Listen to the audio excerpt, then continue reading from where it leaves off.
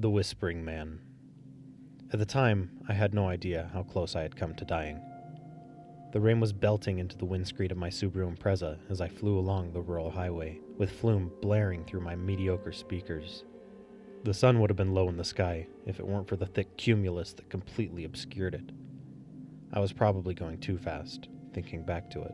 The water was pooling on the uneven surface of the road, and I could feel each puddle tugging at my tires as I flew along. I never even saw the Commodore Ute start to pull out from a T intersection 50 meters ahead of me, and didn't react at all. Maybe the wet road caused his wheels to skid as he tried to take off, preventing him from entering my lane. Maybe he looked up and saw my aftermarket rally-style lights bearing down on him at the last second. Regardless of why, we didn't crash. The side of my Subaru rocketed past his front bumper at 130 kilometers an hour, with maybe 1 inch separating us. 1 inch that meant the difference between me continuing on my way and being flung off the side of the road in a cataclysmic accident that would have no doubt left me dead. The strange thing is, I had no idea that it had happened until that night, when I had the most realistic dream of my entire life. It was so impossibly close to being the end of it all, close enough that I really reconsidered my driving habits. It was too close, though, for the Whispering Man. Too close to him getting what he felt he deserved. I woke up crying the first time he showed it to me. The dream was frighteningly real. Every aspect of my car was exactly as it was in real life. It was like an out-of-body experience of sorts. Me viewing my car tearing along the road from the outside. I could see myself in the driver's seat, staring blankly out of my rain-obscured windshield. I remember wondering why I was watching myself drive this featureless piece of road, until I saw the Ute arrive at the intersection. In slow motion, I watched as the Ute driver went to pull onto the road, right in front of my speeding Impreza. I saw his vehicle hesitate, either a slight loss of traction or the driver reducing the throttle, providing the measly 1 inch of spacing between life and death. Two things then happened at once, like two videos being played side by side. In one, my Impreza kept speeding along the road, the driver blissfully unaware of the near accident. In the other, the Ute moved another inch, the bumper catching under my left rear guard at nearly 130 kilometers an hour. My car skewed unrecoverably to the left. I applied full right steering in a vain to keep my car on the road, but couldn't stop my front right tire from digging into the soft shoulder of the road, collapsing the steering rack and suspension. My car lifted fully off the ground, fragments of my shattered subframe fanning out in all directions. I braced myself uselessly against the B-pillar and closed my eyes. Still traveling at around 100 kilometers an hour, the car plowed into the ground roof first, collapsing like a big fan. The windows all blew out, and the thin sheet of metal was physically torn from the chassis by the rough ground. I lost sight of myself, but I was confident that I had died in that enormous initial impact. The Impreza rolled another 3 times before coming to a rest, inverted, completely unrecognizable. I didn't want to look in the cabin, but my viewing position approached the car regardless. The smell was what I noticed first, a hideous combination of hydraulic fluid, petrol, blood, and shit. I didn't even think you could smell in a dream, but this odor was horrific enough that I almost threw up. My body was held in place by the dashboard and steering wheel, with about 3 inches between the wheel and my seat. All my ribs were obviously crushed. My bloody pulp was drooling from my mouth. My head was twisted at an angle that meant my neck was definitely broken, and the right side of my face was simply gone. A grotesque combination of tendons and skin held cracked pieces of my skull in midair, and a small amount of my brain seemed to be on what was left of the B-pillar. My right arm was 50 meters behind the car, where it first rolled. The dream made me stare at the monstrosity that I had become for what felt like an eternity before it allowed me to exit the cabin. As I stood up next to the mangled wreck, I noticed someone else standing nearby, observing. It was a man, I guessed, dressed head to toe in a black robe. I could just make out a large amulet of sorts hanging around his neck, but there was no face. He just stood there, motionless, while I stared at him. What did he want?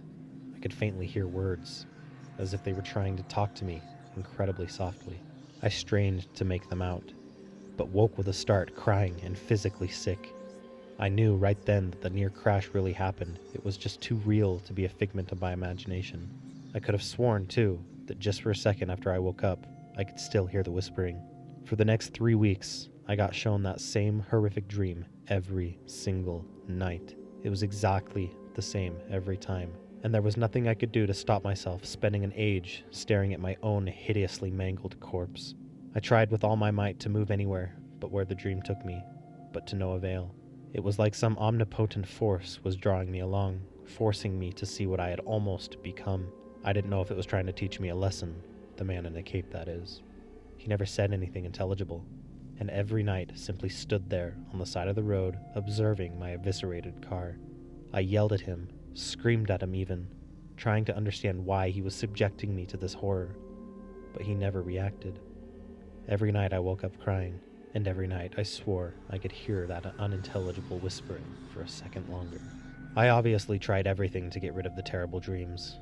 I drank myself into a stupor, only to find myself perfectly conscious as I was shown my corpse in that wreckage. I took pills to prevent me from sleeping, but when I eventually gave in to the demands of rest, I was at the crash site once more. I even went to see a psychologist and got the whole thing off my chest in a desperate attempt to make the robed figure and my mangled corpse leave me alone. To my genuine surprise, it was actually the psychologist who mentioned a whispering man first. I had just got to explain the figure that stood by the road when he interjected. Was the figure whispering to you? I must have looked at this psychologist with an incredulous expression, because he went on to explain, in limited detail of course, that a previous patient had complained of similar recurring nightmares of their own death. They had described a hooded figure in their dreams too, one that stood near the site of their death and whispered unintelligible words at them. The psychologist had suggested that it might be a subconscious representation of death, and encouragingly continued that the patient in question stopped needing to see him after a few weeks, starting on some heavier medication. I was relieved to hear that there was medication that could apparently rid me of my current ailment, but found the similarities between my hooded figure and the other patients to be concerning. I had never really actively imagined what death would look like, but if I had to, I would go for a skeleton on a black steed, carrying his stereotypical scythe. How could someone else, who I presume I'd never met, imagine the same hooded figure with the same amulet? I don't know how I managed to even get to sleep that night, but when I did, it was beautiful, dreamless sleep for the first time in nearly a month. I woke up at dawn thinking about how wonderful it was to not dream, until I heard it. Not trailing off, like normal when I woke up, but starting. The whispering. My blood ran cold as I realized the noise was not stopping like usual. I could hear it, extremely faint, but there. I wondered how I could possibly hear the noise in my waking life. The hooded figure was only in my dreams, wasn't it? I looked out my bedroom window, half expecting to see the brooding, cloaked figure motionless in my front yard. But there was nothing. The noise trailed off, which surprisingly gave me little comfort. I had this horrible, creeping feeling that whatever it was that had been manifesting in my dream was now not a figment of my imagination at all. The next few days passed in much the same way. Each day, I heard the whispering noise for slightly longer, and the volume was slightly higher. I can't really explain, but it was as if the noise existed apart from all other noise. Even with the background of cars and people, I could hear the whispering. It was as if it was being spoken directly into my ear, while being too indistinct for me to hear what the words were. Occasionally, I would catch a single word that seemed to be in English, but I could never grasp any meaning. I couldn't tell if it was trying to communicate with me, or if it was, why. I was genuinely starting to wonder if I was losing my mind due to the heavy drugs I was on.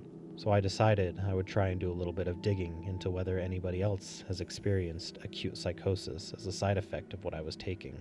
There were plenty of reports of the usual psychotic episodes, but nothing that sounded like what I was suffering from.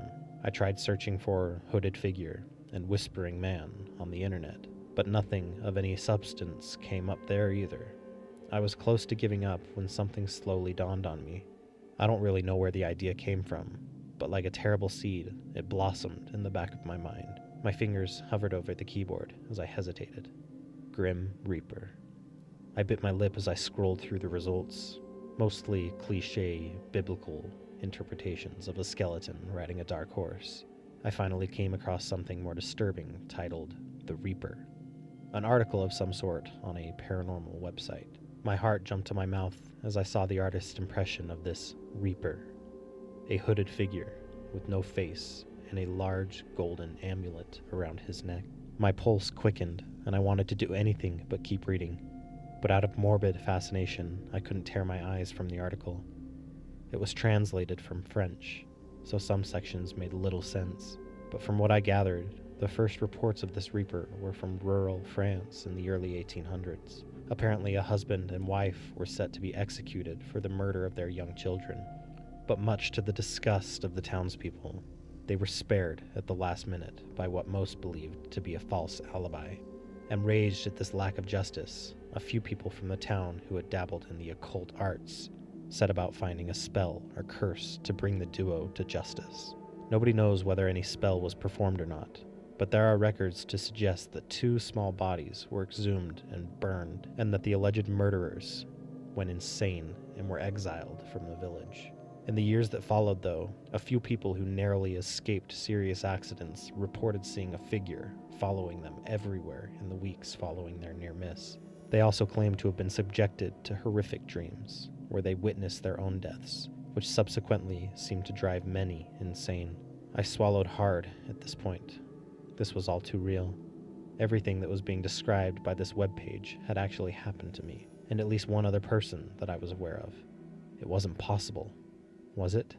The article finished by saying that years later, one of the townspeople confessed to performing an occult ritual to summon an entity called the Reaper, tasked with claiming the souls of the 2 murderers. The legend goes that the Reaper was unsatisfied with claiming only those he was instructed to, and set about claiming the souls of any person he felt should not have avoided death. An image of my ruined Impreza flashed before my eyes, and I felt sick to the stomach. According to the article, the claiming of someone's soul was not meant to kill them, but rather leave them a shell of who they used to be, still capable of living and existing in society, but often institutionalized due to their fevered ranting and vacant expressions. Their soul, on the other hand, was said to spend eternity in the amulet around the figure's neck, and can be heard by anyone that the hooded figure approaches. The article concluded, "He who the Reaper seeks to claim will know true fear." I closed the computer hard, my heart rate at an all-time high. This was all too much.